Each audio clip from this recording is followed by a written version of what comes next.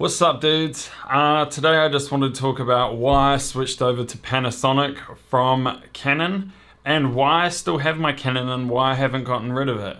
Now, the first reason that I switched over to the Panasonic was for 4K. Now, 4K isn't a must in my vlogs. Some of my vlogs I shoot in 1080p and sometimes I'll decide to spice it up and shoot it in 4K. Now, 4K is pretty hefty when it comes to editing, so don't expect to be able to edit 4K without having a really good computer. I've got a pretty decent computer and it still slows it down quite a lot.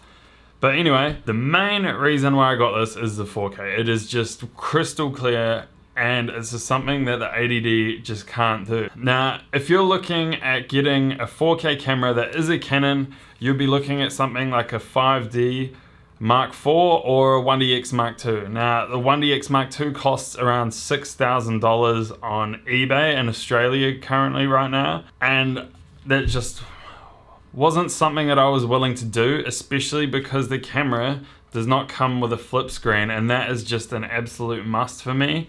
Especially for most of the work I do, it's all vlogging, and I need a camera that has a flip screen so I can adjust the exposure and change things and see if I'm in focus and all of that. The one thing you're missing out on the GH5 is the autofocus. Now, Canon autofocus is incredible. How I set my shots up on the GH5 is that I do have it in autofocus, but I don't have it so it'll track me. So I'll click the button, I'll focus on my face, and then I'll just stay in the same place, and anytime I turn the camera, I'll refocus on other things or whatever I need to shoot in my vlog. If I were to move to the background right now, the GH5 would not be able to track me because the tracking on this camera is just not that great. They've improved it with firmware updates and it is a little bit better, but it's just not on par with a camera like this. Now, if I set the 80D up and I set the focus tracking on my face, I could walk to the background, walk forward, and you wouldn't even be able to tell. It would look like a professional focus puller is just guiding that focus ring. So that's one thing that I love about these cameras. Now, another thing, lens prices. The Panasonic cameras are pretty pricey when it comes to basic lenses and lenses like I'm using now. I love Canon crop sensor cameras because the lenses are so cheap. Now, a wide angle lens, $300, 50mm 1.8. I think I bought that for like 120 or something, 100 secondhand. I've got a 18 to 135. I think that was only like $200. The one lens I'm recording on now on the GH5 was $1,000. Now, it's pretty pricey for a lens. But when you do go into Canon full frame cameras, this is only a crop sensor, the 80D. When you go into Canon full frame cameras, they do get expensive. So I'll kind of compare this camera to the 1DX Mark II. Now, the thing about the 1DX Mark II that I like more than the GH5 is the bigger sensor. Bigger sensor means that it will be better in higher ISOs and better in low light. The GH5 is alright in low light, but nothing compared to the 1DX Mark II. And also something else that comes with a bigger sensor is more bokeh, which means a shallower depth of field, which also means that the background right now would be completely blurred out, but that's just not a must for me. I like a GH5 for shooting vlogs and things like that because I kind of like being able to see the background and whatnot. But that's a personal choice, and some people love that blurred out background, that more cinematic feel, but it's up to you. Another thing is slow motion. My Canon 80D here can shoot in 60 frames a second.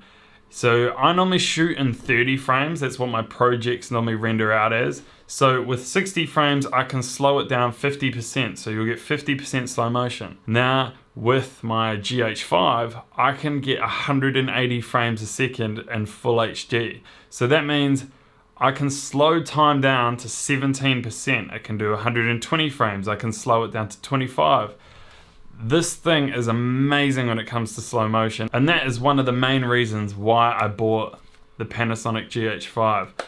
I can't comfortably vlog with this when I'm walking around and I want to get a slow-mo shot and it's only 60 frames a second.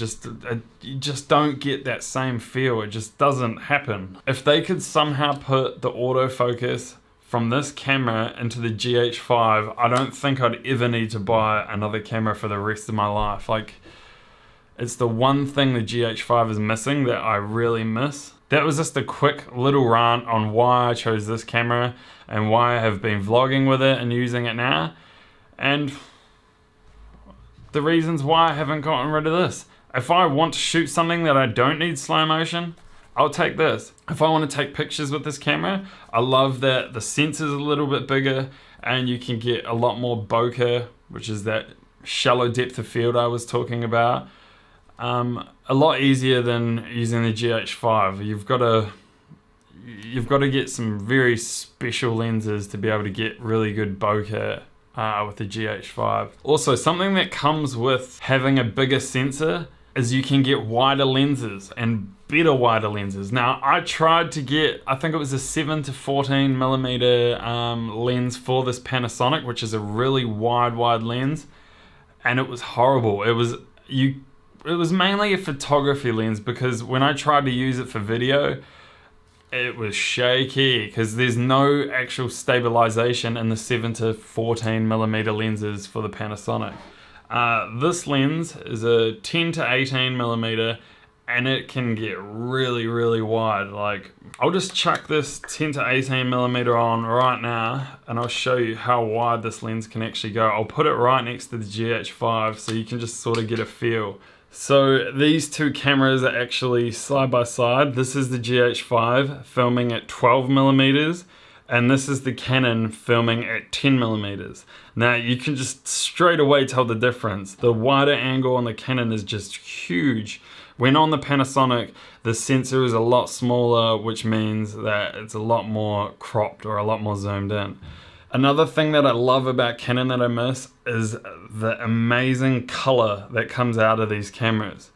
But one thing that I don't miss is that in the GH5, you can actually set it to like a flat profile, which means it'll just be really flat. There's no real color to it. And then you can color grade it in post. But I never used to color grade my Canon footage. A lot of people do, but I never really felt the need to. So that's another thing that I miss about the Canon 80D. And then there's also another advantage with the Panasonic, which is the flat profile. So beggars can't be choosers. You can't have the best of both worlds. But when it comes to cinematography, I like that the GH5 can shoot in a flat profile, and I think I'd prefer that more than the Canon 80D. That's just like a quick wrap up of why I picked this camera. I mean, there's a lot of other reasons, but those are just the main reasons. And the main reasons why I haven't gotten rid of my Canon 80D is the autofocus and the color and all those things.